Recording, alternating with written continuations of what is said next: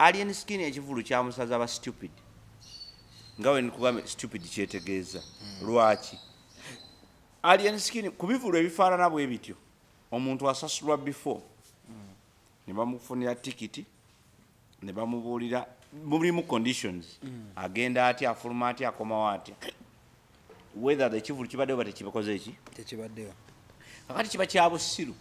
gwokeera ku makya n'ogamba ekivulu kya musazi kitya oli ku YouTube channel agaliwo tuula kalira emboozi egw'amakerenda wakati nga abavubuka banoonyeza emirimu gigenze maaso n'okuba nti gibabula mu ggwanga nnyaffe Uganda babadde awo ebirango ne bitandika okuyita nti UPDF enoonya abajaasi abapya oba abantu abapya ab'okutendeka babayingize mu magye abavubuka bagenda okuwulira ng'okugenda mu magye olina okuba n'ebipapula oba nti olina okuba nti wasomako ekisaanidde ng'olinako ku buyigirize ate nga bw'obaako n'obuyigirize bw'otuuka ebintu bigondamu we wabadde omuvubuka omu agenda okuwulira nga ennaku emulumye ennyo yandyetaaze okuyingira amagye naye agambe nti we have the magye oba nga I am the magye ekyoyogedde kikyamu omuvubuka ono yagenza otunulatunulanga neya alabika teyagirabako naye ng'ate ayagala bamuyingize ng'eyasoma ko ye waliwo oluguudo awo mu Kampala lwe bayita olwa Nassa ekipapula n'akyebagajja n'akikwasa abasajja b'amagye eti nze nasoma empapula zizino ebyaddiridde n'omuto abiramuza bwenkanya obuufu obufaananako bwe butyo abasidi omusunsuzi lyerinnya eryange naye omuvubuka sewe abuuka baze n'empapula enforging ate abantu balina okuyiga n'abantu bangi balina empapula enforging abantu tebasoma naye tolaba omuvubuka oyo nze muyingiza amagye omuntu wajjira n'ebipapula ebiforging ajjafere bidako ajjafere ab'amagye aba ayagalanye naye ndowooza system yalina okukyuka system yalina okukyuka eyingiza abantu mu magye ate neetabeera abrupt bwetyo ng'egwa bugwi etyo simanyi nga balanga abalanga emirimu gyaki kubanga okuyingira amagye si mulimu naye system walina okubawo system ennamu eraga nti omwana bw'atuuka mu S6 abeerawo n'omwaka gwa service ne bamu interestinga mu magye omanye amagye ekyamazima abantu abayingirayo tebandibadde nga kiri kigwe kyoyogedde nga banoonya mirimu ennaku ebayonse butaaba njogedde ekituufu njogera amazima anti ogambe kyekikyamu abantu balina okugenda mu magye nga balina interest mugo ng'oli tanoonya mulimu abantu abamu atuuka ku kisenge nagaye akati ekyamagezi nze kyempa nti society balina okukyusa system ng'amagye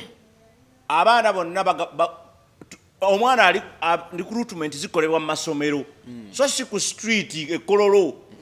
recruitment mugende mu masomero ab'amagye mugende mu masomero musomese abaana obulungi bw'okubeera mu magye ng'abaana bali mu S6 kale omwana mu S6 mwasalirawo n'agamba kangende nkole service omwaka gumu nyingire kati n'amagye gafune university ezaago nti omwana agenda ova mu ssomero agenda wano munakola training for that year ng'abalinda results bezikomawo n'agenda muki mukusoma nasoma ng'olwedde munnamagye naye bino ebyokutandika okulowooza nti nno ojja kusanga babaasi ensi yamunyonkayonka tatalina kambuuze olyoka omutwala emagye beba bakutukuba emiggo abe bakuba emiggo akuba omuggo ng'ajjukira lwe bamugoba kuzino flying kick abaana gye bakuba mu Kampala just imagine nga bava mu ssomero nga bafunye ne ku training y'amagye teke bayiza tukufa kati ate omwana ali trained abawanjawulo n'oyo wa street okyegedde kakati ate abo abaana bula kati omwana nga yakuba oyo teke omwana gye yakuba kijja kuba kya busiru era kya bulyazaamaanyi okuba nti omwana we bamukwata bamutwala mu kkomera bandibadde bamukwata bebamu kubasooka mu magye omuteeko ali ku front line anti ne bwaba talina mmundu akuba tekeegi omulabe abayegerayo akubirawo naawe era kyabulabe ennyo kati kubawo omutwala kati bwe baba ddala bamutwala mu kkomera n'afulumayo tekeye kati ate ejja kuba beta nti kati agikuba ne kamera netagiraba luli mwafuna akisa kamera negiraba kati abakubira watali kamera akuba teke ne wewa agikuba nabula ne kamera netamula bora bakisaze kumbe uno jagudde so amajje galina okukyuka mulina okyusa engeri gye muri recruitinga recruitment erina okutandikira mu masomero abaana ne bafuna yeri patriotism gye twogerako abantu bategeera obulungi bw'okuyingira mu magye so si banaku kukwata banaku abanoonyeza emirimu ne gibula ne mulyoka mubagamba mujje mu magye omwana beba abaana b'osanga ku street nze waliwo w'amagye webale nakireeta ekyamagye waliwo ow'amagye amagye agakuuma president ngasuubira okuba nti ge gasembayo okubeera legit ne discipline but ne legitimate about omuntu yenna ali mu magye agakuuma mu president alina okuba nga ali screened weero ng'amanye ekyokukola I have a challenge ow'amagye yankutte nabadde nva ku waggulu eyo ekololo akati nga nva waka kwebaka kati nga nina essimu eyankubidwa saa nga 4 ez'ekiro nga nina okugenda ate saidi za Ntebe Road akati mba nfulumye bwe nti okuva ku apartment wenali mpoyera wenadde mpoyedde neninda boda eyo kololo waggulu bodaboda zirabika neninda boda kati nga ntyo otambula bwe natambula ate mbajja ttambulira ddala either ntambule paka eno wansi ku Kakashia oba ntambule paka eno wansi ku kisaawe kati nenindirawo mu ka junction ako neninda for like 10 minutes kati nali zibeera waawo bw'obeera eri waggulu oziraba nga ziyitayitawo naye bw'oba ojjagala terabika akati finally boda nejja ng'eyambuka neŋŋamba wa boda totuteekako omuntu mulala people waali wano neninda nagenda ewaggulu ndakozanga ku Summit View nakoma aba akomyewo bwati nentuula ku boda bwe ntuula bwe nti nenzikirira tuba twakakkiriranga kuva wano paka nga nawali omusirikale ngendukola omusirikale yambala camouflage ate wabayo kizigizazigiza ngendukola omusirikale ow'amagye ngendukola ababodaboda bali awo yayimiridde namukubo yatambudde nejja nayimya mukubo nayimiriza bwati ninga boda yimiridde boda olwayimiridde sajja yebagaza emundu nga mukambwe nnyo muvaawa where you coming from nemugamba he's coming from wherever he's coming from I'm also coming from my place don't try to reason me hey get off the boda mugamba no you cannot ask people ku boda nti muvaawo oshigira ono alina gyava nina gyenva ono wa boda okitegedde mu Uganda tumanyi nti boda mweziri ono wa boda ekyo kakikulaga bulazi nti nze namugambe nti ono alina gyava nalina gyenkwaki because ze mwemba gyabana abasirikale I am very straight and open because abasirikale abasinga kyeki kyetugambye engeri gye bayingira mu magye nga balina ennaku yaabwe both police and army baba n'ekiruyi ekirala ekyenjawulo tebakola mulimu genuine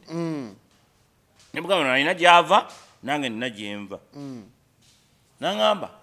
don't try to reason me get off the boda nenvaako muteeke wali walula pikipiki tugende epikipiki bagikugisaamu omuliro bagikuwaluza paka ate eri ku Summit View kugundi ku Barracks nimbagamba nga nabala bali wano abalala babadde bagenda nimbagamba what is wrong you have asked me a question now I'm asking you you're trying to reason me kati yabadde ayagala mugambe tuve oba wali oba ki kakati akakodyo kababwe kati bwakubuuza nti muvaawa nga muli babiri ku boda gwe omubuulira gy'ova n'onambuulira gy'ava bw'ayogera ebyo ng'akuganga yeekwasa bye mwogera tebikonekitinga okitegeera kuba kati akusanze tuli babiri bwe tuti ontegedde naye ate mwenna muva mu bifo byaki byanjawulo ono wa boda kakati yapretendinga nti ono si wa boda muli mu mission eyaki kati yaba akutaddeko mission etaliiwo otegedde kati ng'agamba nti gw'ogamba ova wali yona agamba nti wa boda lwaki oŋŋambe nti ono wa boda kati baba bamaze okuyingiza muki mu case eyo explanation tibemwogera tebikola ki tebikwatagana kati okola nze namwejjeko mangu nemugamba ono ava wuwe nange nvawa kati ekyo kimuluma kubanga nali nabuuka dde akakodyo kaabwe kyebakola abantu awo era ku summit view around that area waliwo embeera abasirikale beekolaakola obusolosolo bw'ova bwoti ku gundi bw'ova ku kisaawe n'oyambuka okutandika okwambuka ssaawa 2-3 bakwata ababoda ne babajjako obusente bati amagye ago ngasuubira okuba nti gali very professional kubanga amagye agali gakuuma na president si magye ga bulijjo okigede naye babeera omwo ne bakola bu patrol naye patrol ezo olumu zikola ebintu ebitali kyaki ekintuukangako naye bwe kyantuuseko nenkiraba nenga this is not right. So as we are celebrating people abasobodde okubeera mu magye abayingidde amagye, we need to agree that the system must change. People who are in the army, I have army friends, people who are in the army, people who are responsible for the army, especially the president of Uganda. I am hereby telling you, or requesting you, in other words, respectfully, the army should go back in the school system. Buli somero liba ne S6, buli somero liba ne S6 elia secondary. Buli university ebeera ne third year. You go to the school. Ontegedde. Waliwo abaana abamu nga tewali nsonga lwaki omwana agenda ku university nga yabadde ayagala genda mu magye. Genda mu magye osome n'ekyo ky'obadde oyagala ng'olwedde oli mu magye. Okigedde. Dhana ate okujja eno ng'oli musomesa asoma dde obusomesa omaze obudde mu busomesa emirimu gibuze ate bakuteeka mu magye. Okigedde. Be bosanga they are not competent. So omusajja finally twamalirizza ne mugamba ne mugira ku kadi zaye zonna ne mulaga ne mugamba munna nze nva wali mbeera wali ne mulaga n'ebisumuluzo kyo ebisumuluzo byabaddeko n'apartment gye nvaamu ne mugamba ebisumuluzo bibiri nze wali wensula awo mbadde ninze boda bweze ne mugamba ne mu booking agenda najja nandeeta naŋŋamba nti gwe genda wa boda mukola ki musigaza ne mugamba akoze eki ne mugamba tugende ffenna aba otukutte babiri tugende bamwagala kututta mututtire eyo okigedde kuba kati wa boda nabadde muleetedde biki naye ng'ekyamazima talina kyakoze bw'omanye ekibeera eyo omanye bw'ayambuka eyo omanye kyekitegeeza. This one is army, it's not even police. Anything can happen. Here, a lot of authority. Oli abeera wanga wamanye nga alina kyebayita amateeka gonna nga galina wano muki mungalo. So whoever is responsible for that army around Summit View area, that land waliwo ekitali kituufu naddala ekiro ku ssaawa 2-3 nnya era tonight tebabeeramu naye essaawa 2-3 nnya ababoda simanyi lwaki tebajja ate ku ssaawa ziri endala because ziri essaawa ze ziri dangerous. Abantu baba balekedde awo otambula omuntu ogende era bamubuuza obadde ovaawo ateekeddwa okuba nga naye ku ssaawa ezebbiri abantu bakya ordering emmere bakyakola ki. Remember eyo teri maduuka buli kimu kya order. Oli bwaba yerabidde gundi delivery leeta emmere leeta kino leeta kiri kati. We need to sort out that. Kali, away from that, ontandikisiza mugiya ndala. I'm telling you. Anti we have been celebrating. Yeah, I understand. And for us, we are saying, omanyi personal responsibility and accountability. Kikulu nnyo. Bino ebintu byetu tubadde mu kiseera abaana bano balabe bayingiza mu magye. Let me tell you, okuyingira mu magye, omusirikale olowooza afuuka ddi omusirikale. Omusirikale afuuka omusirikale olunaku lwagamba nti njagala kuyingira busirikale. Okyegedde? Abamusirikale atalina abamusirikale already naye nga talina skill nga talina byambalo nga talina na mmundu naye nga already omutima guba gwafuusedde omuki omusirikale. Kakati bw'oyingiza omubbi mu magye omubbi tebumuvaamu just afuna skill n'ebigenderako ayambala kyambalo kirala n'abeera nga kati alina skill y'amagye naye n'obubbi bwe ng'abukola ki ng'ali nabwo ebbali. Same applies to police. So the idea of okuyingiza abantu mu magye, my idea would be kubanza nandibadde already ndi mu magye niyo lwa system nabyannemesa kale away from there. So the idea is very simple. Bwe tuba twagala amagye amalungi tulina kuyingiza abantu baki balungi, naye abantu abalungi tebava mu ggulu ne bagwa. Abantu abalungi babateekateeka. Ate abantu ebifo bye tumanyidde ddala ebituufu ebiteekateeka abantu mu discipline zonna ge masomero. Tewali nsonga lwaki mutwala mugenda e Kololo nga munina amasomero, mugende mu masomero gye mujja abaana abe 6 genda mu university mujjeyo. University singa ze ziyingiza amagye genda mu third funa abaagala amagye bayingire. Omwana abeere nga tali contaminated oluva bwati musomero ayingira amagye kati awo yaba akola ebintu eby'obuvunanyizibwa nebino ebyokulowooza nti nosooka kunoonya ku mirimu ne gikubula n'okolako mu bbaala n'okolako mu ddwaliro n'okola ki ensi n'ekukwata bwe mala okukwata n'okola ye lwaki sigenda mu magye. Oli n'alyoka aveeyo nga bamubbako ettaka lye ontekedde bamubbako ettaka lye wano emirimu bagimukola bw'akwata bwati ku mmundu asooka kulowooza kwa baasi eyamubba ettaka kale away from there tukomayo eno kusaidi ya entertainment. Mwana mulenzi Patrick Mulwana twamulaba jojuuzi alien skin ngagenda maaso olw'okuba nti yapanda ennyonyi akakana kipayopayo wuuyo Canada balina show ne mwana mwala Lydia n'abawanuka era bwe baatuukayo abingi byagenda maaso n'okuba nti bitambula, wabula ebimu ku bibadde bisinga okuba nti bitambula kyekyokuba nti ekivvulu mwana mulenzi kyamusala ng'ensonga we zibadde zigenda maaso n'okuba nti zitambula wo tujja kujjawo ne baga nti ekivvulu kyasala. Abamu bagamba nti vidiyo ezakwatiddwa zabadde zitulaga eriyo view tinga tezitulaga kiri waliwo ennyini we bagenze maaso kubanga bakola ki nti mu ntabwe nti people dem wagwadde yaso tewabadde muntu nejagala nfune ku saidi yo oba tugamba agafa mu fangoni people yabaddeyo mu kivulu tewabadde people yadde. Era lwaki embeera yonna nnyingi ebadde kutambula kwe Canada kutuuka na byonna ebize bigera maaso n'okasooka mbuze ku bantu bakama baffe abatulaba gwe wenna atulaba yonna by'osinzira twagala okubuuzaako mu linnya lya Mukama waffe Yesu Kristo. Amiina. Abasiraamu salaamu alaikum. Wa alaikum salaam. Twagala okubeebaza okubaayo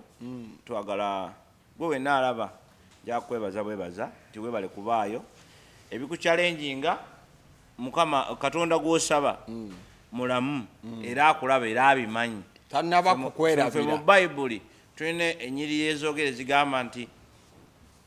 Katonda yakumanya nga tonnagwa mu lubuto lwaki lwa nnyoko ekitegeeza nti Katonda akumanyi nnyo n'okusinga maama wakola ki akuzaala. Kati goyinza okubeerawo ng'ebimu ku bikusumbuwa ne famire mweri ng'ogamba abantu bange bankoze ki banvuddemu gwawe beesonyiwe otegeeze Katonda gyali olina eyakuleeta yakumanya nga ne famire yo tenakola ki tennakumanya. So bw'oba olina ky'oyitamu Mukama ajja kikuvuunusa gwe mwesige. Bw'obanga olina ekikusanyusizza Mukama yeebazibwe era fuba nnyo okulaba emikono mu maaso weebaze fuba okulaba ng'osigala mu ssanyu eryo by all means. Mbadde mbabuuzaako nze Samuel Kalungi nfubutuka mu kitongole kye bayita Zinga mfubutuka mu gundi bano bampita Mwami Obote straight outer naye ekintu ekyabadde egundi e Canada ekirungi mwenna mukkiriza nti kyabadde kivulu sikyo teri kivulu kitabaako bantu era tewaliiwo bantu be twabadde tugambe nti twagala abantu bwe bati ontekedde teri kivulu bw'obala okukkiriza nti kyabadde kivulu kitegeeza abantu babaddeyo ate tewaliwo fango ni bantu be yawandiika nti balina okuba n'abantu bwe bati ontekedde fe Fangon Forest teyajja kubeera nga yeesinga twajja kukola byaffe even ne bwe tukivugira mu layini eyo nga tetunnagenda eri ku balwadde ba mitwe ne bwe tukivugira ku sayidi eyo. Ekimu ku kitawaanya abantu mu nsi kwe kwagala okweteekako n'ebyo bitali byabwe. Kyobola abantu babba amataka, babba ebintu by'abantu, banyigiriza bannaabwe kubanga baagala okubeera the best. Tetwagenze Canada kunoonya award. It was not an award show. Tugenze contesting with anybody. It was clearly a show organized by some people. Gwogamba nti alien skin ekivulu kya Yamusaze oba otegeeza ki? Eri yabadde wankulu ku kunti alien skin yagitegese. There are people ababeera eyo ne bategeka ne bayita abayimbi accordingly. Era si yasoose okugenda n'atuukayo abantu ne batandika okugamba mu byabasaze oba tebyabasaze. Okyegedde si yasoose. Show yonna okusala oba show okulemererwa neetakolanga bwe mwadde mugisuubira. And it's very unfortunate nti ate twogera ku bantu aboogera. Okyegedde tetunaba na kutegeera mazima gaakyo because amazima gali nti show yakoze. People take pictures even before the show. Nga bategeka oli n'akuba ekifaananyi ate n'amala n'akipostinga after the show n'agamba ha nga ba service provider be batuddewo. People do that. And you know this is Uganda. Amanyi tulina okukkiriza amazima. We are dealing with a spoiled nation. Spoiled from the word spoiled, like from bottom to top. Okuviira ddala kuba tukulembera okutuukira ddala kube bakulembera. We are all spoiled. Nalabadde ndaba gundi nga awandiika ekintu naye tunakyogerako sijja kumuyingirira. But what I'm trying to say is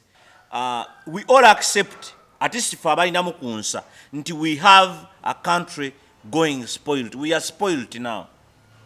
People are happier to see you fail. Okyegedde omuntu musanyufu nnyo okulaba Abbas ngeno kyane gaddewo. Oyo waagaliwo yali atuleetedde eggaali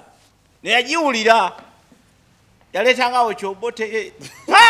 byasala oli yadde eri kati bali eyo ali eyo banawulira mbu kati mpoota awo era oli asobola n'okujja n'akukolako interview. Soboleke kati watandika ddi? Oli ayinza okujja nakatugusa ensonga zaffe n'agamba nti kati watandika ddi okubeera nga kuba ndikujjukira waliko ku YouTube channel naye kakati essaawa eno oli poota. Interview genda ogikole ku nnyoko. That's what I'm trying to say. But naye wano bakulaba teri agamba nti bannaye waliwo channel gye bayita AGALIWO nti omuki omulungi. Okyegedde tebasobola kukikola. So what am I trying to say? Abantu ba mitima mibi kakati ate emitima egyo emibi giviira ddala mu bo olw'ebibeetoolodde. Gw'oli anaabeera tya n'omutima omulungi nga bamusenze jjo mu lubigi agujja ku ki? Ebintu ebitwetoolodde bye bitukola. Okyegedde weetooloddwa baavu banno, abaavu abasingayo okuba omwavu yasinga okutegeera abaavu. Okimanyi nti omwavu amanyi nnyo omwavu ye atunula bataka oyo munaku oyo munaku oyo. Okyegedde same applies ku bagagga. N'omugagga amanya mugagga munne. Kati omuntu yekasobola otegeera nti ekivulu kisaze aba mutegesi wa bivulu. Ontegedde yakitunulamu bw'ati abantu ne bwe babaamu naga eri emmeeza oyo tasobola kuba nga yaguze emmeeza. Abo bannamawulire abo tebasasula tiketi abo bali balukiya abo AGALIWO ati awo tewali ssente. Naye ng'abantu bajjudde ye engeri gy'aba nti alina experience n'agamba nti awo tewali ssente. Ontegedde bulungi nnyo. Kaakati bano aboogera bawagizi ba bitongole birala si bategesi ba bivulu. Ekyokubiri Fangoni Forest si yategese ekivulu e Toronto. Fangoni Forest bagiise. Ekigaana ekivulu kyonna okukwata bintu bingi. There are many factors. Mulimu okulanga muli mu timing kubanga ojja kutegeka ekivulu mu biseera bya winter abantu tebajja kujja bali mu mayumba ojja tegeka ekivulu mu biseera byaki mu biseera bya summer abantu ate abagagga beeri ate kati bazze mu Uganda omusana eri muyitirivu okyegedde kati ate bali mu Uganda kati era tekijja kukwata so timing is very key so there are so many things ebifuula ekivulu nti kikutte oba tekikutte it is not necessarily one person nifango gundi alien skin ekivulu tekyakutte you are simply stupid in fact if I find you saying that you are simply a stupid person era kagamba nti stupidity means making a wrong decision omanyi abantu baffe si bagezi oli ajja genda kubanga ye yakula mama wamugamba stupid alowooze nti kivumo okitegeera alowooze si kivumo but why do you always defend that word because njagala nkikozese mu butuufu bwakyo oli aleme kitwala nti kivumo so what I was trying to say is the only person who would say alien skin ekivulu kyamusaza aba stupid nga we nikugambe stupid kyetegeeza lwaki alien skin ku bivulu ebifaanana bwe bityo omuntu asasulwa before ne bamufunira tikiti ne bamubuulira mulimu conditions agenda atya afuluma atya akomawo atya whether the kivulu kibadde oba tekibikoze eki tekibaddeyo kakati kiba kya busiru gwokeera ku makya n'ogamba ekivulu kya musazi kitya how is that possible alien skin tabeera Toronto si ategeka okyegere bulungi nnyo kakati ate ffe abamanyi ebivulu nti n'ekivulu kyennyini okufa kwakyo waliwo ensonga nnyingi ezikitta okyegedde it's not necessarily muyimbi twali tulabyeko ku bayimbi wano nga bamuleese okuva mu America Bungereza wawa n'atuuka wano ekivulu ne kitakola nga bwe kikoze because of the factors z'omanyi obulungi timing oli azze wano ajjidde mu December waliwo timing oba ajjidde mu kiseera nga waliwo ebirwadde ebivulu ebirala ebitambula oli ajjidde mu kiseera nga timing is the problem waliwo ebivulu ebirala nga money sente oluusi ekibigaana okukola ebimu kubiranga ukiranza otya mukyegedde ekirala content ani gwoleeta muyimbi kigwokola ki gwoleeta okyegedde bulungi nnyo oyinza okulaba nga ebirala byonna byaganye ng'omuyimbi yekka yaleese abantu gwe bewalabye okyegedde bulungi nnyo so the idea is very simple you stop fighting air tosobola kulwanyisa oxygen you cannot fight air now people have failed to understand. Nagambe, our nation is failing simply because we are failures. Eggwanga likkirira because n'abantu bennyini bakkirira dda. Okyegedde baggwawo. People have nothing to live for. Okyegedde oli ali awo talina nnyo makulu. Kati waali tewaba na makulu ne bwe taba na makulu okyegedde omuntu alwanyisa abantu nga ba alien skin ze alien skin mulaba nga kabonero akomuna Uganda omutuufu start from nothing to go where you're supposed to be okyegedde ba Museveni ba Bobi Wine that's how I see alien skin kati omuntu yenna alwanyisa omuntu ow'ekikulu ekyo okyegedde aba n'omutima omuvundu ennyo waliwo yagala alien skin asigale waliwo yali waliwo wali wakusanyusa okyegedde why are you fighting him kati wali olwana asigaleyo waliwo yali nga tali bulungi okyegedde why are you fighting what are you fighting for anyway okyegedde nkubulidde atogama nti abadde batambuza ebyekivulu kyasaze balwanyisa alien skin yes they are simply fighting alien skin because nze nkubulidde analogy y'ekivulu analogy y'ekivulu eri nti ekivulu kyonna eky'omuntu gwe artist yenna agenda teri artist akeera ku makya n'agamba njagala kuyimbako e Toronto ontegedde akola bukozi wano byalina kukola ab'e Toronto ne bamucontactinga ne bamugamba wandibadde ojjako wano n'otukubamu ab'e Dubai ne bamucontactinga ne bagamba nti teri muntu akeera ku makya n'agamba ngenda kukola show e Toronto batono nnyo bali abaliyo mpozi okyegedde batono nnyo wabaawo yategese ekivulu ekivulu kibaako ne gwe bayita promoter okyegedde kibaako abantu abo bonna kati abo abantu be bakikola ekivulu omuntu agenda okuva e Uganda ng'olwedde bamusasudde ticket and it's a return ticket for your information nti ticket eno return ticket ebeerako okugenda n'okudda ne lwanadda baba bamusasudde ddala woteeri gy'agenda okukola ki okusula era n'ennaku mmeka check in ne check out time byonna nga biri well established abantu bagenda okugenda nabo ontegedde conditions ki sente meka zagenda osasulwa bino byonna biba tebikwatagana with abantu bazze oba tebakoze eki oba tebazze kakati gwe bw'ogamba nti ali ensikini ekikulu kyamusaze oba otegeeza ki I want to understand that mutima mubi otegedde tebamwagala kati obutamwagala eki abantu kyebatategeera abantu gye bakomye obutayagala alien skin gye bakomye okumwagala oba gye bakomye ate okumuwagira lwaki bano be baleeta controversy era be batuleese ne wano okyegedde ekivulu kyamusaze afa abamanyi amazima nga tujja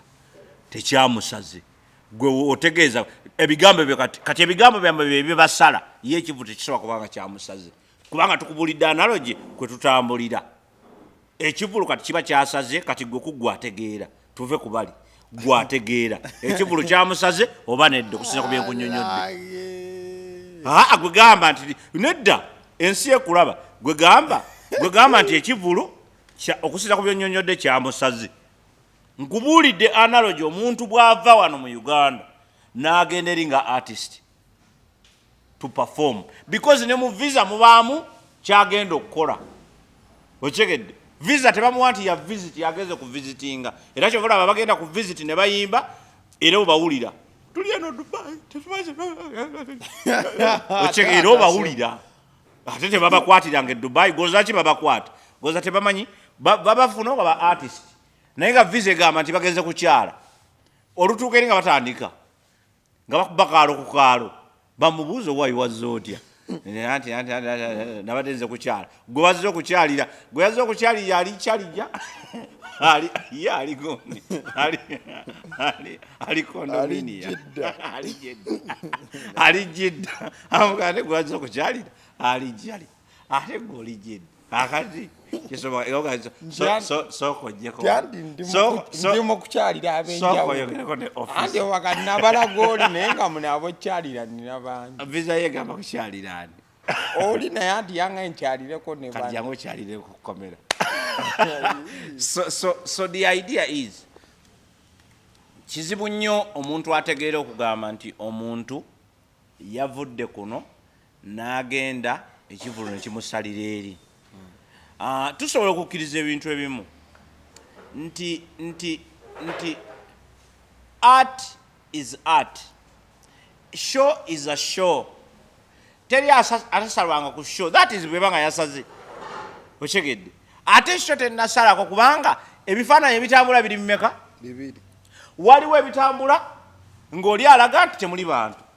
waliwo ebitambula ng'abantu mwe bali. Kitegeeza ani alimba ani mu kifo kyekimu, omuyimbi y'omu. Who is fooling who? Kitegeeza baheeta bali buli wamu, bo gwabwe gwa kunoonya ki. Ate abo baheeta abamu bafeeriya, balemererwa ensi yabanyonka. Bwe balemererwa ne bagenda eyo, bwe bagenda eyo kakati bali mu mpalaniraako, bali mu mpalana ze batategeera, babeerawo ng'awalana people literally owalana empewo, because kakati bw'owalana alien skin omuwalanako ki. Yajja n'ayimba ng'omuyimbi wo kiki. Waliwo omuyimbi yayimba nga alien skin nti kati omusajja yajja wano ffe ekyatuwalanyanga gundi, ekyatuwalanyanga ani kirevajje kuyimba nga kamiliyoni. Tugamba yimba ebibyo tetukutegeera, ye ffe abawagizi ba kamiliyoni tetusobola kukulaba ng'ozze ng'oyimba ennyimba zo zibuzaabuza n'eza mukama waffe. Ate Dr. Bitone Anti Dr. Bitone yaluwa. Dr. Bitone tomujjukire. Dr. Bitone tomujjukire. Tontwala yeeyo. But what I'm trying to say, tontwala kamiliyoni naye alabye n'abasajja. What I'm trying to say is omuntu yenna anayimbanga kamiliyoni tuba tetujja kumuleka fe abawagizi ba kamiliyoni naye kati alien skin ani yali yayimbanga alien skin gw'omuwalania kugamba nti omusajja kakiyimba ebya alien skin waffe ani yajja nayimbanga papa Semakula yayimbanga gundi ngali Lutaaya omuwana nakubanga yayimbanga Bobi Wine omwana nakuba yayimbanga ani yayimbye akayimba k'omukwano naga nti yabbye akatabo ka leediyo oshegedde anti kyekyo akati kubanga ye abamanya nti ennyimba zakubye ziringa obudde muyinza ogambye era bye mujja okwogera ate gundi bwe yakubanga ennyimba noga nti yabba akatabo ka leediyo gundi bwe yakuba ennyimba ez'okumusaha ne gundi ne palaso kiki mwayogera so abannayuganda bo boogezi ochegedde bo boogezi tuli boogezi naye ng'ate tetulina nyo action so ekyo kyabulabe alien skin yagenze Toronto bwe yali agenda mwagamba talina visa kakati ate atuuse eri mugamba mbuti byamusaze kakati tutwale ki kati kuggwe kankwana loje ya visa visa yesooka mu katabo nga tonnalinnya nnyonyi visa tebagikuweera ku nnyonyi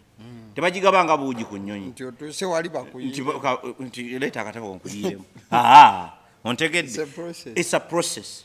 era visa yesooka in fact omuntu asobola okulinnya ennyonyi n'agenda yonna gyagala okulaga nga talina passport naye tosobola kulinnya nga tolina visa wakiri visa bagikuteera ku kipapula nali nkirabyeko I've ever traveled without no passport ochegedde naye ng'ate visa ogikola ki ogiyina nti ne bagikuteera bati ku kipapula nti visa yo yeeno you're permitted yes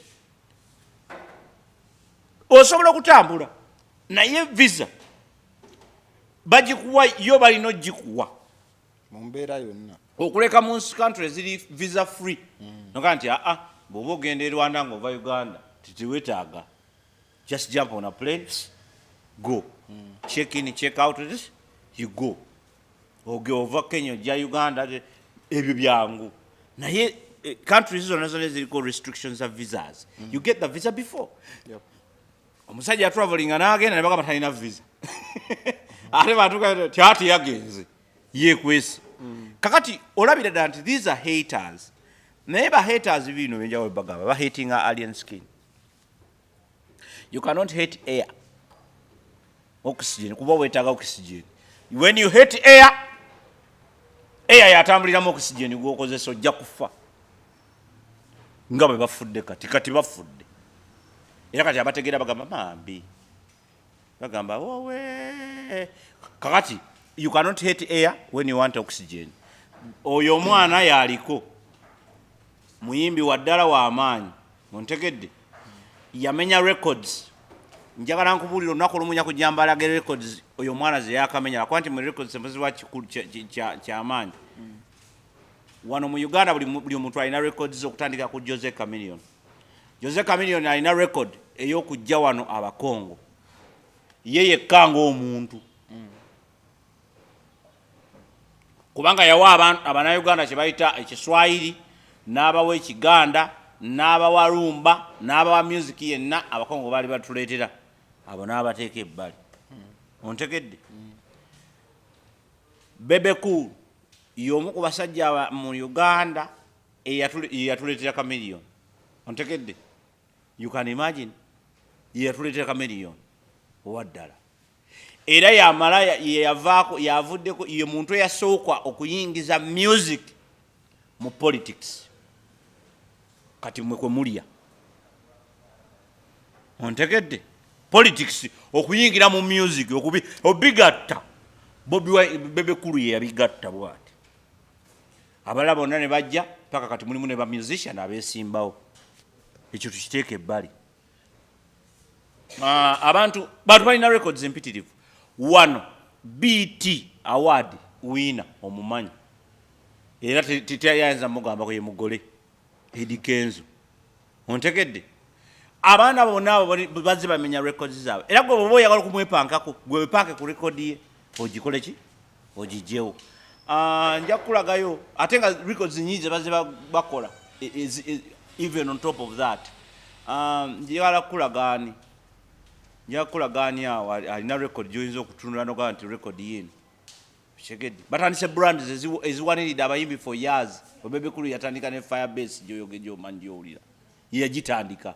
okitegedde n'agigaba n'akola Government International bw'oba okiwakana osobola okukibuuza sina buzibu nakyo n'akiwakana yasobola okukibuuza okitegedde so